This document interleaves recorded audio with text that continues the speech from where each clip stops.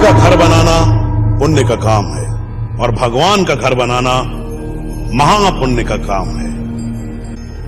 कहो भक्त, क्या पीड़ा है?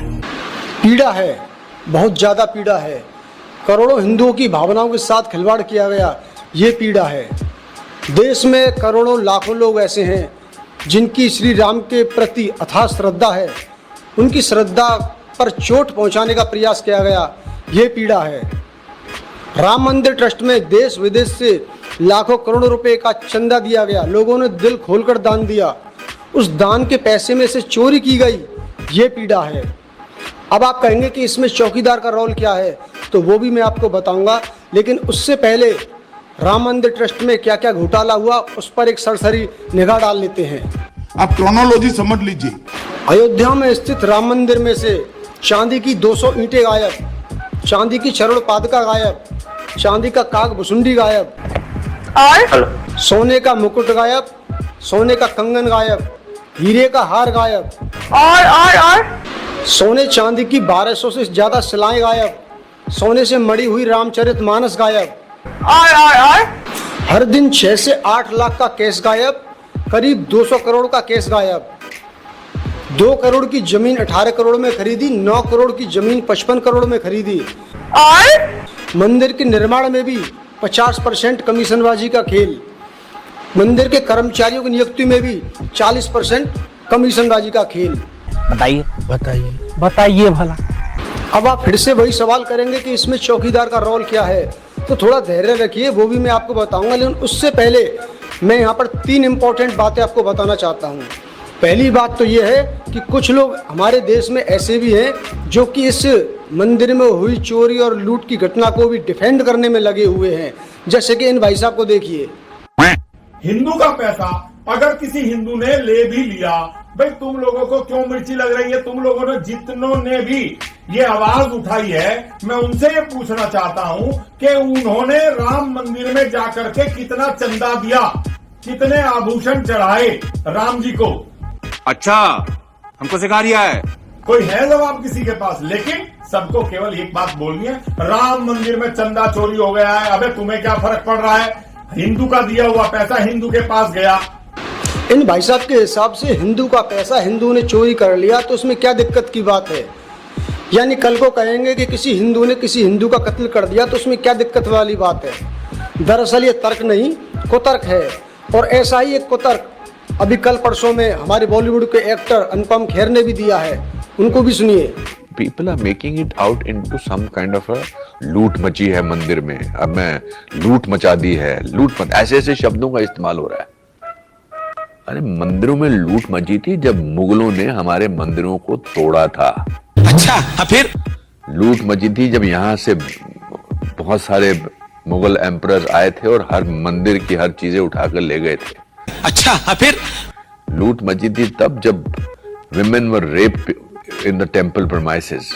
अच्छा, फिर That's a much bigger problem. If we overcome that, then I think this is a very, very minor thing. Anupam Kher के मुताबिक लूट मुगलों ने की थी, लेकिन वे ये बताना भूल गए कि मुगलों ने तो मंदिरों को तोड़कर उन्हें लूटा था, लेकिन तुम्हारी चहेती पार्टी के लोग मंदिरों को बनवाकर उन्हें लूट रहे हैं। दूसरी बात अनुपम खेर ने कही कि मंदिरों के परिसर में औरतों का रेप किया गया था, लेकिन वो ये बताना भूल गए कि आज की डेट में भी इस भारत देश में लगभग 50,000 देवदासियां ऐसी हैं जो मंदिरों में रहती हैं, जिनका यौन शोषण किया जाता है और वे नरकीय जीवन जीने को मजबूर रहती हैं। इस बारे में आप गूगल पर सर्च भी कर सकते हैं। भोला, जो कुछ हुआ मुझे उसके लिए माफ कर दे। मेरी इसमें कोई गलती नहीं थी, वो गणपत ने मुझे बहका दिया था। दूसरी बात यह है कि जब ज्यादा हो हल्ला मचा तो 8-10 लोगों के नाम FIR कर दी गई, लेकिन उसमें से राम मंदिर ट्रस्ट के महासचिव चंपत राय और कोषाध्यक्ष गोविंद गिरी का नाम ही गायब था।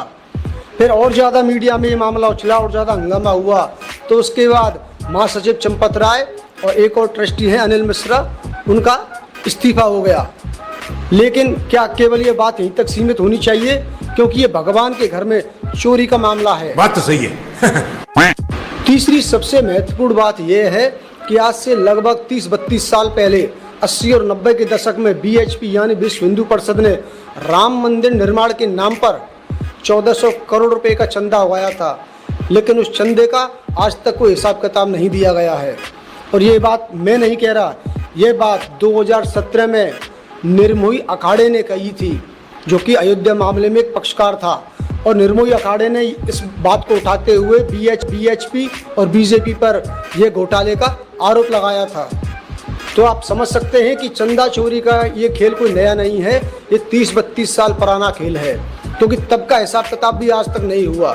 और यहाँ गौर करने वाली बात एक और है कि जिस महासचिव चंपत राय का भी जो इस्तीफा हुआ है, वो भी पूर्व में बीएचपी यानी विश्व हिंदू परिषद से जुड़े हुए थे। और निर्मोही अखाड़े के अलावा अखिल भारतीय हिंदू महासभा ने भी इसी तरह के आरोप बीएचपी पर लगाए थे। धागा खोल दिया एकदम। और अब बात करते हैं हमारे तथाकथित स्वयं घोषित चौकीदार की। सुप्रीम कोर्ट ने अयोध्या फैसला 2019 में दिया था, जिसके बाद केंद्र सरकार ने फरवरी 2020 में राम मंदिर ट्रस्ट का गठन किया और केंद्र सरकार ने ही इस ट्रस्ट के सदस्यों का चयन किया था। तो क्या केंद्र सरकार की जिम्मेदारी नहीं बनती कि कोई भी घोटाले की या इस तरह की खबर आने पर वो ट्रस्ट के सदस्यों को तलब करे, उनसे पूछताछ करे? लेकिन हुआ क्या? हुआ ये कि उत्तर प्रदेश की योगी आदित्यनाथ सरकार ने 3 सदस्यीय एक एसआईटी जांच टीम गठित कर दी और जिसकी जांच अभी जारी है, जो कि 15 जुलाई तक चलेगी। यहाँ गौर करने वाली बात यह है कि सबको पता है कि ये एसआईटी क्या जांच करेगी। इस एसआईटी की जांच में केवल छोटे मोटे कर्मचारियों को ही बलि का बकरा बनाया जाएगा, लेकिन बड़े बड़े पदाधिकारियों को बच निकलेंगे, उन पर हाथ भी नहीं लगाया जाएगा। जब ट्रस्ट का गठन केंद्र सरकार ने किया है, तो क्या केंद्र सरकार की जिम्मेदारी नहीं बनती कि वो कोई कार्रवाई करे? लेकिन केंद्र सरकार के रवैये को देखकर लगता नहीं कि वो कोई ठोस कार्रवाई करने के मूड में है। सही पकड़े हैं।